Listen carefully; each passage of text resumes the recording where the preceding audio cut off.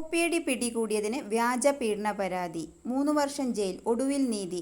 ഈ ന്യൂസ് മിക്ക ന്യൂസ് ചാനലുകളിലും ന്യൂസ് പേപ്പറിലും വന്നിട്ടുള്ള ഒരു ന്യൂസാണ്. ഇത് തൊടുപുഴ അഡീഷണൽ എക്സാമിനറായിരുന്ന ആനന്ദ് വിശ്വനാഥിനെ കോപ്പിയടി പിടികൂടിയതിന് 5 വിദ്യാർത്ഥികൾ വ്യാജ പീഡന പരാതിയിൽ കുടുക്കിയത് 11 വർഷമാണ്.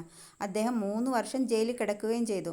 തെറ്റൊന്നും ചെയ്തിട്ടില്ല എന്നുള്ള ബോധ്യമുള്ളതുകൊണ്ട് ധീരമായി പൊരുതുകയും തൊടുപുഴ അഡീഷണൽ സെഷൻസ് ജഡ്ജി കഴിഞ്ഞ ദിവസം കുറ്റവിമുക്തനാക്കുകയും ചെയ്തു.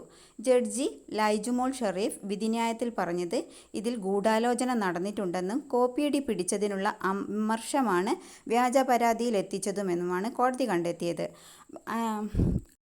ആനന്ദ് വിശ്വനാഥ് പറഞ്ഞത്, ഒരു കോളേജിൽ ഒരു കുറ്റകൃത്യം നടത്തുന്നുണ്ടെങ്കിൽ ആ പിള്ളേർ ഫിസിക്കലി അവിടെ ഉണ്ടായിരുന്നോ ഇല്ലയോ എന്ന് വെരിഫൈ അറ്റൻഡൻസിനകത്ത് ആ പിള്ളേർ ആബ്സെൻ്റ് ആയിരുന്നു. 2ാം സെമസ്റ്റർ പരീക്ഷ എഴുതാൻ വേണ്ടിയിട്ട് എക്സാമിനേഷൻ ഡ്യൂട്ടിക്ക് ലീവ് കൊടുത്തിരുന്നു. പരീക്ഷ അവധിക്ക് പോയതാ പിള്ളേർ. അപ്പോൾ 1 മാസമായിട്ട് കോളേജിൽ ഇല്ലാത്ത കുട്ടികൾ ഇവരുടെ പരാതിനകത്ത് പറയുന്നത് കഴിഞ്ഞ 1 മാസകാലമായിട്ടും ഈ അധ്യാപകൻ്റെ ഭാഗത്തു നിന്ന് പീഡനങ്ങൾ ഏറ്റുവാങ്ങേണ്ടി വന്നു. അപ്പം തന്നെ അത് ഫ്ലോപ്പല്ലേ? അപ്പോൾ അന്വേഷിച്ച ഈ അന്വേഷണ കമ്മീഷനും അവർ കണ്ടെത്തി. പക്ഷേ ഈ കോളേജ് എഡ്യൂക്കേഷനിൽ നിന്ന് നിയോഗിച്ച അന്വേഷണ ഉദ്യോഗസ്ഥന്മാരുണ്ടല്ലോ, അവർ എന്താണ് അന്വേഷിച്ചത്? ഞാൻ ഹാപ്പിയാണ്, സന്തുഷ്ടനാണ്.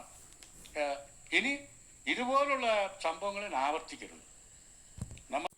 അനീതി നടക്കുന്നത് ചൂണ്ടിക്കാണിക്കപ്പെടുമ്പോൾ പലപ്പോഴും വ്യാജ പരാതികൾ ഉണ്ടാവുകയാണ് ചെയ്യുന്നത്. രാഷ്ട്രീയവും സ്ത്രീ പുരുഷ ജെൻഡറും നോക്കിയുള്ള ഇത്തരത്തിലുള്ള വ്യാജ പരാതികൾ ഓരോരുത്തരുടെയും കരിയറും ജീവിതവുമാണ് നശിപ്പിക്കുന്നത്. കുറേ വർഷങ്ങൾക്കിപ്പുറം 10 വർഷമൊക്കെ കഴിഞ്ഞതിനിപ്പുറം നീതി ലഭിച്ചു എന്ന ചെറിയൊരു പത്രക്കുറിപ്പ് മാത്രമാണ് പിന്നീട് നമുക്ക് ഇങ്ങനെയുള്ള കേസുകളിൽ കാണാൻ കഴിയുന്നത്. ഇങ്ങനെയുള്ള വ്യാജ പരാതികൾക്കെതിരെ നിയമ നടപടി ഉണ്ടാവേണ്ടത് ഇന്നത്തെ കാലത്ത് വളരെ അത്യാവശ്യമായിട്ടുള്ളൊരു കാര്യമാണ്.